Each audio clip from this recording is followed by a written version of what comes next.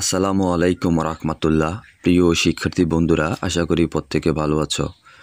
আজকের ভিডিওতে আলোচনা করব নবম শ্রেণীর গণিত বইয়ের ২৮ পৃষ্ঠার 10 এবং 11 নং সমস্যা নিয়ে।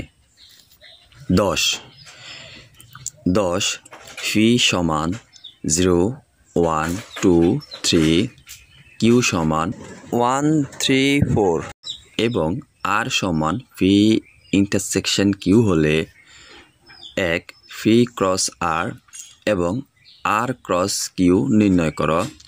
2 n of phi cross R এবং N of R cross Q এর মান বের করো।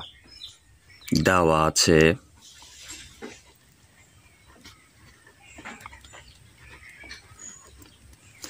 ফি equal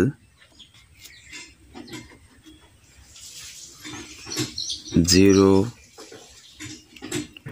1 2 3, Q equal 1 3 4 1 3 4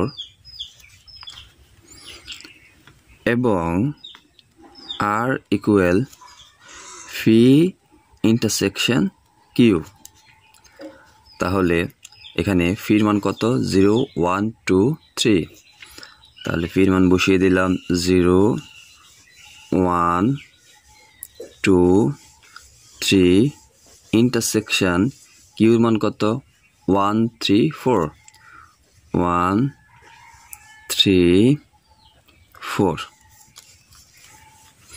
equal intersection মানে হচ্ছে কি শুধুমাত্র কমন, অর্থাৎ দুই সেটে যে কমন উপাদানগুলো রয়েছে সেগুলোই আমরা লিখব। দেখো এখানে 0 আছে কিন্তু এখানে 0 নেই, আবার এখানে 1 আছে, এখানে কি 1 আছে, তাহলে 1 হবে। এখানে 2 আছে, আবার এই সেটে 2 নেই। এই সেটে 3 আছে, আবার এই সেটে কি 3 আছে, তাহলে 3 লিখব। আবার এই সেটে 4 আছে, আবার এই সেটে কি নেই, তাহলে 4 হবে না। তাহলে আমরা পেলাম 1 3, আর এর মান পেলাম কত? 1 3।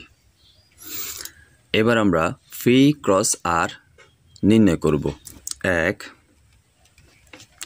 ফি ক্রস আর সমান ফির মান হলো 0 1 2 3, 0 1 2 3,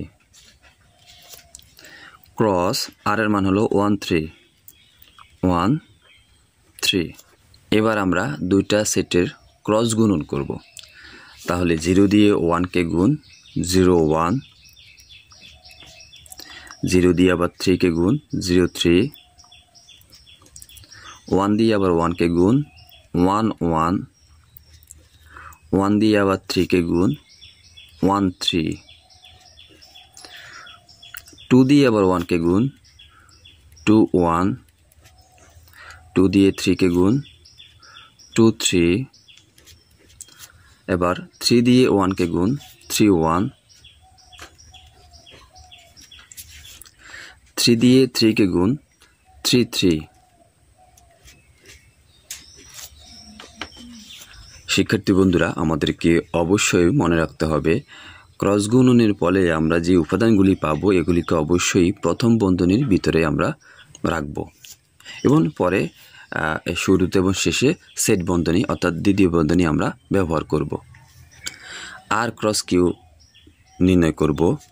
আর ক্রস কিউ, তাহলে আর এর মান হচ্ছে 1 3 ক্রস কিউর মান হচ্ছে 1 3 4 1 3 4। তাহলে এবার আমরা ক্রস গুণন করব দুই সেটের মধ্যে। 1 দিয়ে 1কে গুণ 1 1 এবং এটাকে দিতে হবে প্রথম বন্ধনীর মধ্যে। 1 দিয়ে 3কে গুণ 1 3, এটা থাকবে প্রথম বন্ধনীতে। 1 দিয়ে 4কে গুণ 1 4, 3 দিয়ে আবার 1কে গুণ 3 1, 3 দিয়ে আবার 3কে গুণ 3 3, 3 দিয়ে আবার 4কে গুণ 3 4। শিক্ষার্থী বন্ধুরা, তোমরা অবশ্যই এই যে কমাগুলি আছে এগুলি কিন্তু সঠিকভাবে ব্যবহার করবে। অনেকে কিন্তু আসলে এই কমাগুলি কিন্তু ব্যবহার করে না। তাহলে আমরা পেলাম পি ক্রস আর এর মান পেলাম হচ্ছে এই যে এটা পেলাম এর মান, এটা অ্যান্সার। এবং আর ক্রস কিউ এর মান পেলাম এটা অ্যান্সার। 2 নম্বরে আমাদেরকে বলা হয়েছে N of phi cross R এর মান নির্ণয় করার জন্য।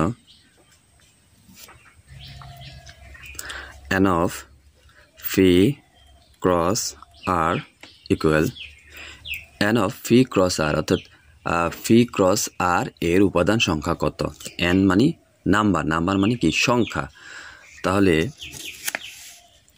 দেখো ফি ক্রস আর আমরা এখানে কয়টা উপাদান পেলাম, 1 2 3 4 5 6 7 8, 8টা উপাদান পেলাম। তাহলে এখানে লিখবো আমরা 8। এবং N of R cross Q, R cross Q, R cross কিউতে আমরা কয়টা উপাদান পেলাম, 1 2 3 4 5 6। তাহলে এখানে লিখবো আমরা 6, অর্থাৎ n of R cross Q এর মান হচ্ছে কত, 6। জাস্ট এটাই অ্যান্সার, এখানে এটাই অ্যান্সার।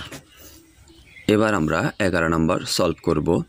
11, যদি ফি ক্রস কিউ সমান 0A 1C 2B হয় তবে ফি এবং কিউ নির্ণয় করো।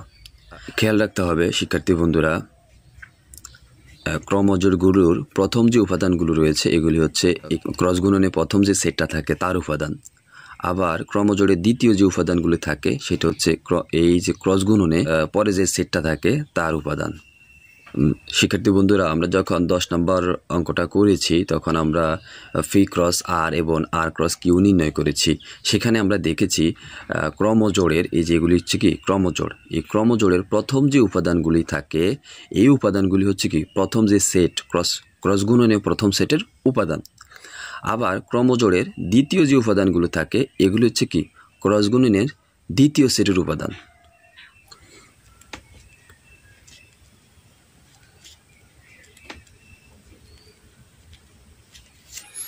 দেওয়া আছে ফি ক্রস কিউ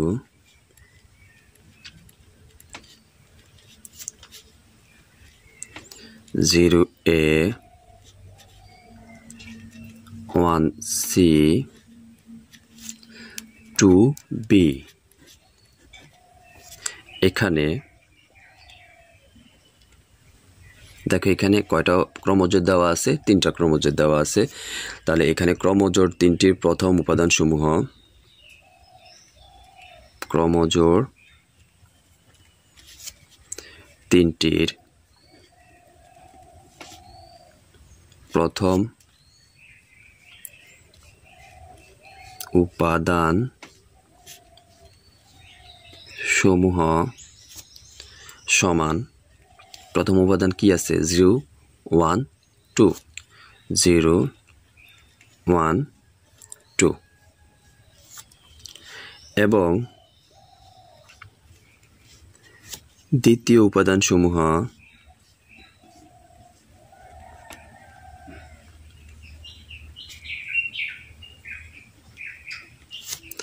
আছে কি A C B, A C B। 0 1 2 belongs ফি, 0 1 2 ফির মধ্যে বিদ্যমান, ফি সেটে বিদ্যমান। তাহলে আমরা লিখতে পারি অর্থাৎ ফি সেট ইকুয়াল হচ্ছে 0 1 2 এবং A C B belongs Q, অর্থাৎ A C Bটা কিসের মধ্যে আছে, কিউ সেটে আছে। তাহলে আমরা এটাকে লিখতে পারি অর্থাৎ কিউ সমান সমান হচ্ছে, আমরা এটা একটু সাজিয়ে লিখি, ACB না লিখে ABC লিখি। তাহলে ABC লিখলাম। অতএব ফি সেট সমান সমান 0 1 2 এবং কিউ সেট সমান সমান ABC। জাস্ট এটাই অ্যান্সার। শিক্ষার্থী বন্ধুরা, আশা করি আজকের আলোচনা তোমাদের কাছে ভালো লেগেছে। তোমাদের যদি কোনো প্রশ্ন থেকে থাকে বা কোনো জায়গায় বুঝতে অসুবিধা হয়, তোমরা অবশ্যই কমেন্টে জানাবে। তোমাদের প্রত্যেকের সুস্বাস্থ্য এবং দীর্ঘায়ু কামনা করে বিদায় নিচ্ছি। আসসালামু আলাইকুম রহমতুল্লাহ।